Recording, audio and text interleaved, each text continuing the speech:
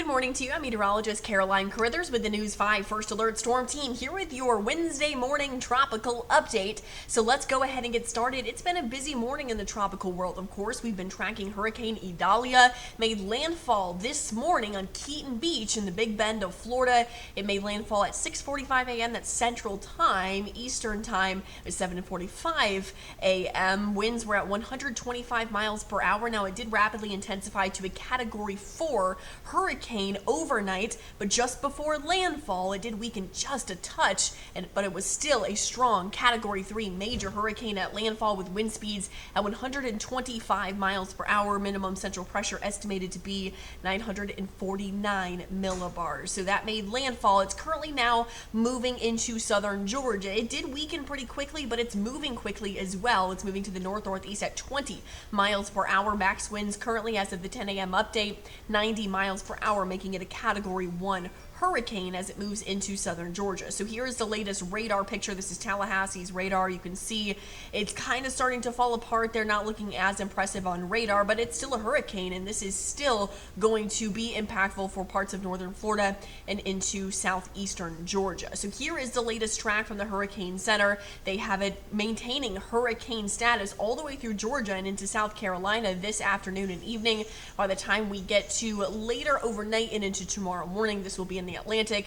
It will be a tropical storm. Eventually, it will spin itself out as we make our way into early next week, but it could impact Bermuda, so we'll have to watch that. But as far as tropical alerts go, of course, we're not included in any of those tropical alerts, but they do extend still from the Big Bend of Florida all the way down the west coast, and they were extended this morning into southern Georgia, which makes sense because of the really fast forward motion of Idalia really maintaining its structure likely as a hurricane through the entire state of Georgia, through the southeastern part of it. As far as our impacts go, they're limited to the coastline, so wave heights right now at around 8 to 10 feet offshore. So this means that there is a high surf warning in place for the News 5 neighborhood into tonight, and there's also a small craft advisory in place for boaters. So just stay out of the water today. It is rough out there, and it always takes some time to calm down in the wake of a system this powerful. Looking at the rip current risk, high risk of rip currents today and tomorrow.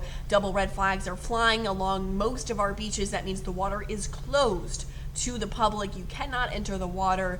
It is illegal to do so if double red flags are flying. Red flags are flying, just stay out of the water anyways. It is life-threatening to get in the water today.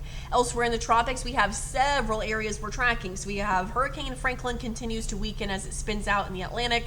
We have Tropical Depression 11, that's going to fizzle by Friday. We have a tropical wave off the coast of Africa, has a medium chance for development. And we actually have the remnants of Gert. Do you remember Gert? We have the remnants of Gert that have a low chance of redevelopment moving into the rest of the week. But no impacts to our stretch of the Gulf Coast, which is good news. Our impacts from Idalia continue to be at the coastline. High risk of rip currents, rough surf. We're actually going to stay mostly dry rainfall-wise today. Just a couple showers possible, some breezy conditions too.